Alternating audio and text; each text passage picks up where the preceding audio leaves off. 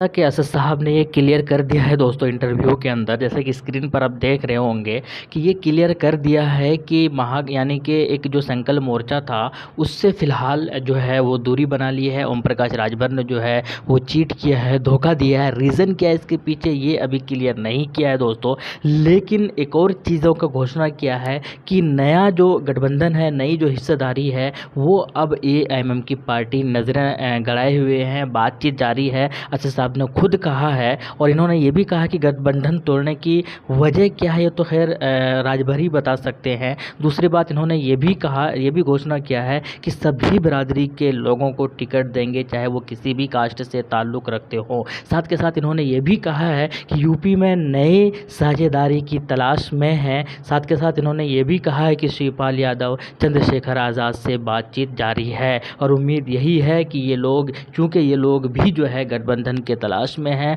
और ये लोग भी चाहते थे कि संकल्प मोर्चा के अंदर शामिल हों, ये लोग भी चाहते थे कि सपा के साथ शामिल हों, लेकिन सपा ने जो है इन लोगों को भी अपने पास नहीं आने दिया। साथ के साथ संकल्प मोर्चा जो एएमआईएम के साथ पहले साथ में रहने का दावा करती थी, उन्होंने भी एएमआईएम को जो है धोखा देकर चुपके से जो है बिना बताए, बिना किसी और तरीके से, बिना रीज़न दिए हुए जो है उन्होंने सपा के साथ गठबंधन कर लिया। और ये तो क्लियर हो गया है कि संकल्प मोर्चा के अंदर अब एआईएमआईएम का कोई लेना देना नहीं है और ना ही जो वो यानी कि ओम प्रकाश राजभर और अखिलेश यादव मिलकर चुनाव लड़ेंगे, उसके अंदर एआईएमआईएम की पार्टी का बिल्कुल भी साझेदारी नहीं है।